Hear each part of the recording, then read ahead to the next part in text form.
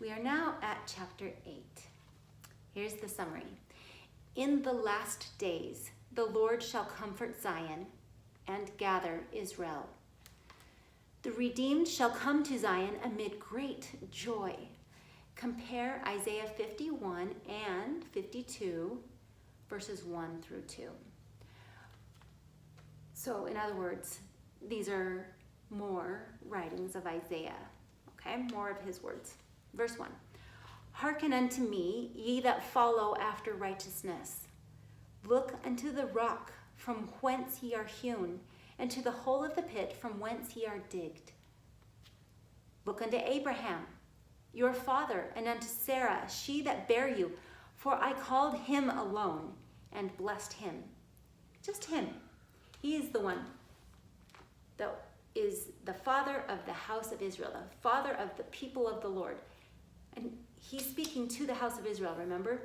He speaks about the house of Israel, he speaks to the house of Israel, and I guess probably at times he speaks to the Gentiles, but here we know that these are words to the house of Israel because Jacob had said, I'm going to read this to you because ye are of the house of Israel. And so he says, look to the rock from whence ye are hewn, meaning look at your ancestors. Look backwards a little bit. It's not even that far for them. Not at that time. Okay, and look to Abraham because he's the one who received the promises, the blessings, which were just mentioned. I called him alone and blessed him. Verse 3, for the Lord shall comfort Zion. He will comfort all her waste places, and he will make her wilderness like Eden. Her wilderness. Is Zion a girl? No. It's just what is used to, the words that are used to refer to this place of the pure in heart. And Eden, if her wilderness is made like Eden, that's pretty good. I think I keep going up and down, but my legs are just kind of sore today. He will make her wildernesses like Eden. If we think about Eden, that was a beautiful garden. Beautiful.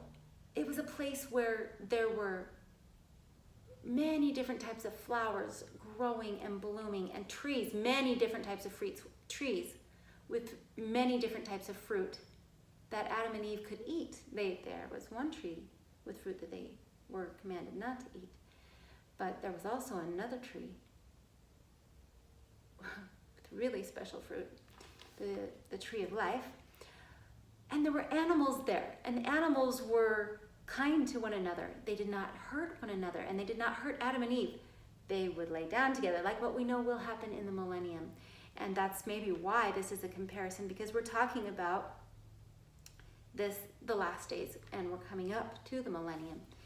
So, the Lord shall comfort Zion. He will comfort all her waste places, and he will make her wilderness like Eden, and her desert like the garden of the Lord. Joy and gladness shall be found therein, thanksgiving and the voice of melody. Hearken unto me, my people, and give ear unto me, O my nation.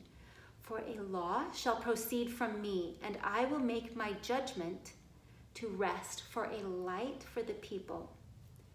My righteousness is near, my salvation is gone forth, and mine arm shall judge the people. The isles shall wait upon me, and on mine arm shall they trust. Lift up your eyes to the heavens, and look upon the earth beneath. So that's actually not lift up your eyes like this, is like lift your eyes up and look down on the earth beneath, I guess. When I read that in English, I realize that's really what's being said right here, is lift your eyes up and look down upon the earth beneath. For the heavens shall vanish away like smoke, and the earth shall wax old like a garment, and they that dwell therein shall die in like manner. But my salvation shall be forever, and my righteousness shall not be abolished. Hearken unto me, ye that know righteousness, the people in whose heart I have written my law. Who's I? Is this Isaiah? No. This is more of the messianic kind of speaking. This is Jesus Christ saying this. In whose heart I have written my law, fear ye not the reproach of men, neither be afraid of their revilings. Okay. Okay. Good advice. Okay, I hope you enjoyed it. I hope you understood it. And we will talk some more in a couple days. Take care.